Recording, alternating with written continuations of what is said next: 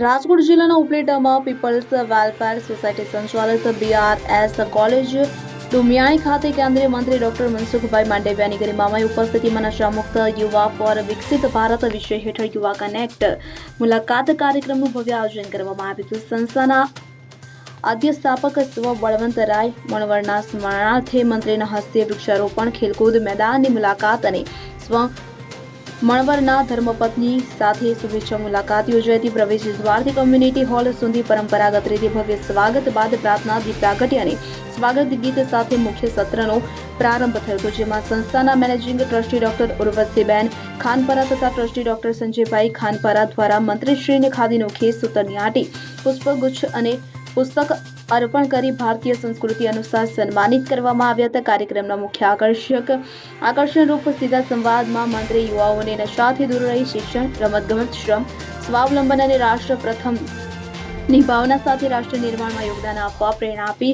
વિદ્યાર્થીઓના પ્રશ્નોના ઉત્સાહપૂર્વક માર્ગદર્શન સભર જવાબો આપ્યા હતા. અંતમાં જિલ્લા કક્ષાએ વિજેતા બની રાજ્ય કક્ષાએ પસંદગી પામેલા અંડર-19ના પ્રતિભાશાળી રમતવીરોનું મંત્રીશ્રીના હસ્તે સન્માન કરવામાં આવ્યું હતું. સમગ્ર સ્ટાફ તથા વિદ્યાર્થીઓના સંયુક્તથી આ આયોજન સફળતાપૂર્વક સંપન્ન થયું હતું.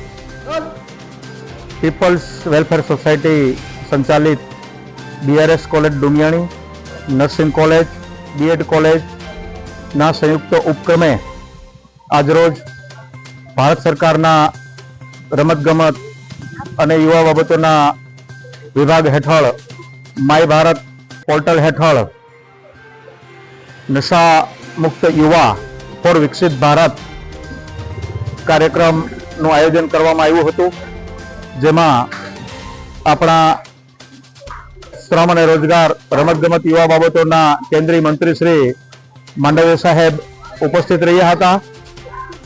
યુવા કનેક્ટિવિટી કાર્યક્રમ અંતર્ગત તેઓએ ખૂબ જ યુવાનોને માર્ગદર્શન આપેલું હતું. જ્યારે આજે નશા તરફ યુવાનો જઈ રહ્યા છે, ક્યાંક ને ક્યાંક પોતાનો વેહ ભટકી રહ્યા છે, ત્યારે મુરબ્બી શ્રીએ ખૂબ જ ઉપયોગી માર્ગદર્શન આપી અને યુવાનોને પોતાનો રાહ બતાવેલ હતો.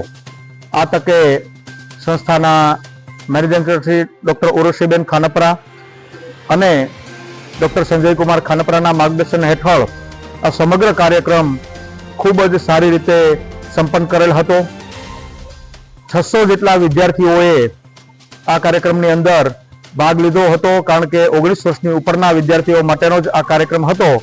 આ તકે રવિભાઈ માકડિયા, મજબૂતભાઈ હુંબલ, ભારતીબેન વગેરે આગેવાનો, અમારા કોલેજના વિદ્યાર્થીઓ, સંસ્થાના વિદ્યાર્થીઓ બધા જ ઉપસ્થિત રહ્યા હતા અને ખૂબ સારી રીતે સંપન્ન થયો છે. આ તકે ટ્રસ્ટીશ્રીઓનો હૃદયપૂર્વક પણ આભાર માનીએ છીએ અને માનનીય મંત્રીશ્રીનો પણ આભાર માનીએ છીએ. આદરણીય પ્રધાનમંત્રીજીએ નશા મુક્ત યુવા ફોર વિકસિત ભારતનો સંકલ્પ લેવડાવ્યો છે. આજે પોરબંદર લોકસભા ક્ષેત્રના ઉપલેટા તાલુકાના ડુમિયાણી કોલેજની અંદર યુવાનો સાથે સંવાદ કરવાનો અવસર મળ્યો. નશામુક્ત યુવા ફોર વિકસિત ભારત અને માય ભારત પ્લેટફોર્મના સંદર્ભમાં યુવાનોએ પોતાના પ્રતિભાવો આપ્યા. કોઈ પણ રાજ્ય કે રાષ્ટ્રે સમૃદ્ધ રાષ્ટ્ર બનવું હોય તો એ દેશના નાગરિક સ્વસ્થ રહે એ બહુ આવશ્યક છે. સ્વસ્થ નાગરિક સ્વસ્થ સમાજનું નિર્માણ કરે છે. સ્વસ્થ સમાજ જ સમૃદ્ધ રાષ્ટ્ર બની શકે. એ મૂળ વિચારને ચરિતાર્થ કરવા માટે આજે મને ખુશી છે, દેશના લાખો યુવાનો આ અભિયાનમાં જોડાઈને નશા મુક્તિના સંકલ્પ લઈ રહ્યા છે. પોતાના સાથી મિત્રોને નશો છોડાવવા માટે થઈને સમજાવી રહ્યા છે. સામૂહિક સંકલ્પ, સામાજિક સંકલ્પ એ રાષ્ટ્ર નિર્માણનો સંકલ્પ બની રહ્યો છે, એની મને ખુશી છે. સરફરાઝ કોડી, ઉપલેટા. હવે જુઓ દેશ દુનિયાની તમામ ખબરો તમારી આંગળીના ટેરવે. ઉઠાવો મોબાઈલ અને ગૂગલ પ્લે સ્ટોર પરથી ડાઉનલોડ કરો અમારી CN24 ન્યૂઝ મોબાઈલ એપ.